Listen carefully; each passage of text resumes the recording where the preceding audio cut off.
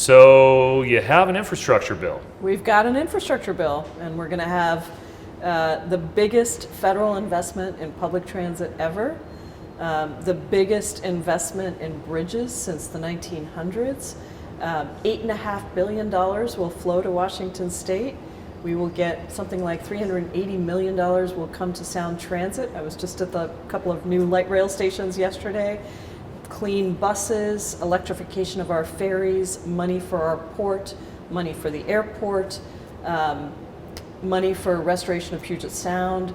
This infrastructure bill is going to touch so many different parts of people's lives. So what the heck took so long?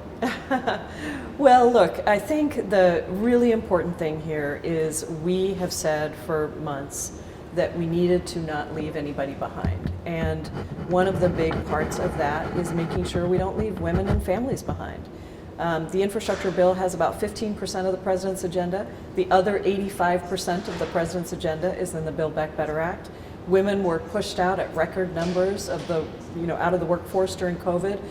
The Build Back Better Act actually has universal child care, actually has universal pre-K, lowers the cost of prescription drugs for Americans across the country, invests in elder care, invests in housing, something very important to our region. The biggest federal investment in housing with $150 billion going into housing. And so all of these things are in the Build Back Better Act.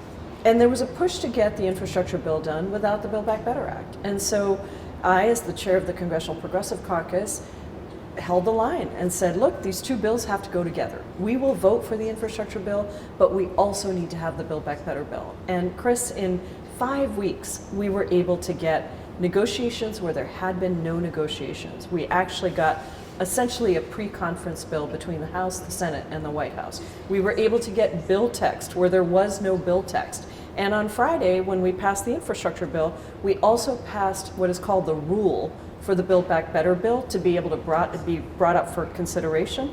And we got a written agreement from the 6 Democrats who were still needed some more time to get some more information that we would have a vote for the Build Back Better Act, and they would vote for it pending the information from CBO just matching what they already had, which we're pretty sure it will, and we'll pass the Build Back Better Act through the House.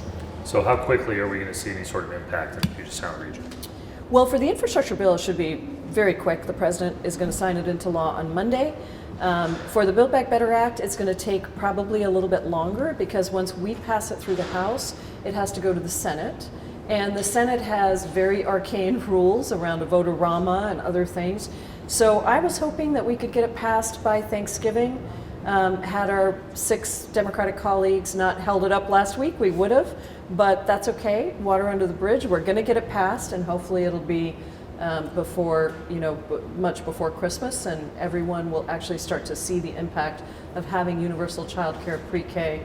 Taking on climate change, something I didn't mention in the Build Back Better Act, $500 billion, Chris, towards bringing down carbon emissions, really bringing down carbon emissions to meet our emissions targets by 2030 and 2050, which of course is what people are talking about right now at COP26.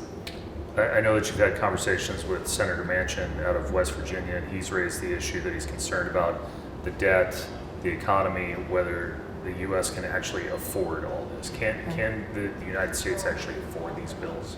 Well, the incredible thing about the Build Back Better Act is this is the bill that's fiscally responsible, because this bill is going to be completely paid for by increasing taxes on the wealthiest individuals and corporations, making them pay their fair share, investing in the IRS so that we can actually enforce our tax laws, and it will be completely paid for. Now, the infrastructure bill does have a bit of deficit spending, and that's what I find so amusing sometimes. The people that are saying they're concerned about Build Back Better running a deficit, we're not worried about the infrastructure bill, which has deficit spending. But for me, what is important for everyone to understand, and 17 Nobel Prize winning economists have also said this, when we pass the Build Back Better Act and the infrastructure bill, we will actually see tremendous positive impacts to our economy. Because when you invest in the economy like this, you create millions of jobs. Both bills, by the way, create millions of jobs. They are both job creator bills. And when you do that, you are bringing more income to families, more income to communities, and you are making sure that at the end of the day, we are continuing to make our economy run through providing benefit and investment to our people. There is criticism, as you know, that when Republicans held the executive branch and the legislative branch, that they were able to get legislation through quickly. Obviously, the recent Supreme Court appointee comes to mind. The Democrats, with all this inertia, have really not been able to get legislation done, that it's taken way too long to get to this point. When you hear that criticism, how do you respond? Well, I'm not sure what people are talking about. We got $1.9 trillion American Rescue Plan through that brought hundreds of millions of dollars to businesses across our state, across the country, small businesses that were going to go under. We got shots in arms. We reduced child poverty in half by funding the child tax credit. And that was all done with the slimmest margins that we have seen in a long time in this country.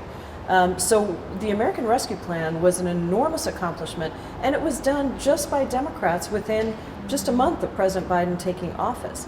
Now, in addition to that, there is a problem with the Senate. It's true, and it's called the filibuster. The filibuster requires 60 votes to even consider a bill, Chris.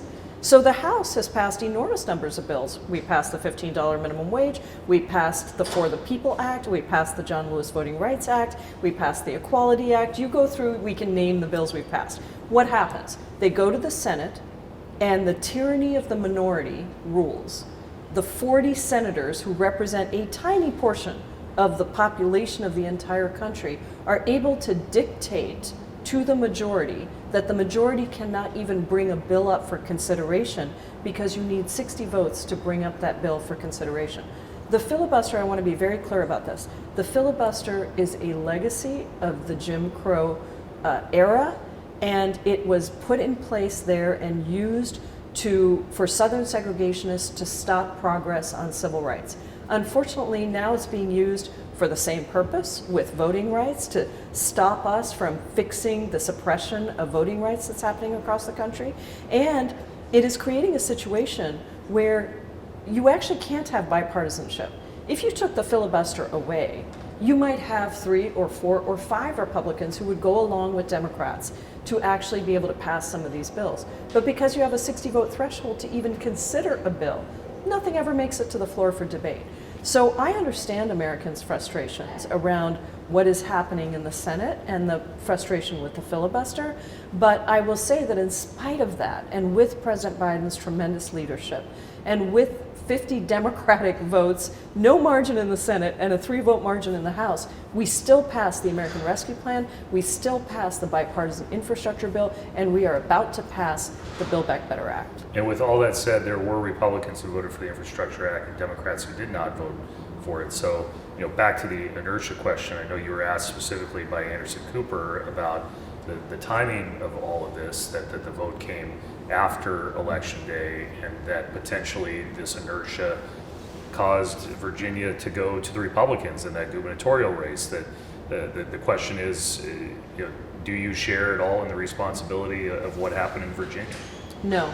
I mean, you can't say that a race that's flipped by 12 points, 12 points, Chris, we're not talking about a point or two, we're talking about 12 points, that was due to not passing one bill in Congress. And I will just tell you that I watched the ads, the attack ads against Terry McAuliffe.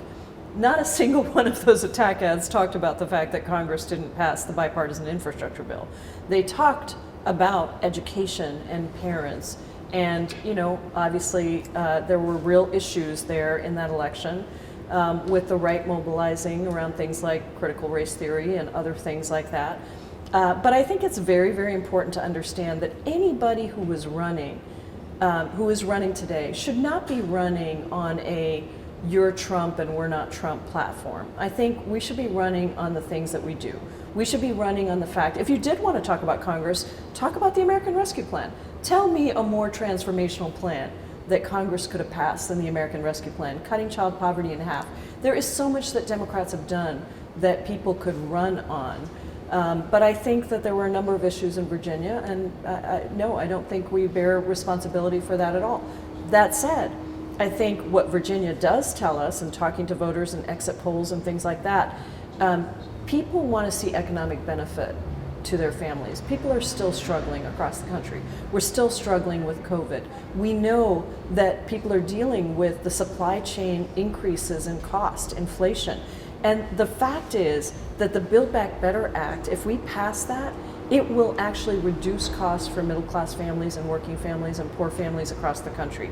Imagine if you got childcare paid for or your pre-K paid for. That in Seattle, people are paying, $24,000 to $28,000 a year for childcare costs. Imagine if you could say no one's going to pay more than 7% of their income, and if you're really below a certain level, it will be even more subsidized. Those are the kinds of things that will make people wake up and say, yeah, you know what, my government is listening to me, they're delivering for me, they know what I'm feeling, and they're helping to make it better. So from where you sit, based on what you just said, Republicans, whether it be in Washington State or in Washington, D.C., are already smelling blood, thinking that the midterms are right around the corner, that potentially what happened in Virginia is an opportunity for Republicans. There has been plenty written in the last week about Democrats are worried about the midterms now. From where you sit, are you concerned at all about 2022? I'm always concerned. I think it would be a problem if we weren't concerned. I think we have to absolutely be on the lookout. But most importantly, we need to talk to our constituents. We need to explain to them what we have done. With this infrastructure bill, remember those big posters that used to be there during FDR's time, paid for by your tax dollars, the WPA projects?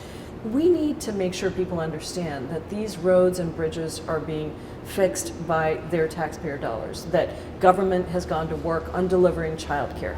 We need to not just do these things, but then we need to talk about them and really make people understand that this is why things are getting better, because we are helping to get them better. So that's, I think, very important. And I do think, we just have to understand that we lost over 750,000 people in this country in the last 2 years.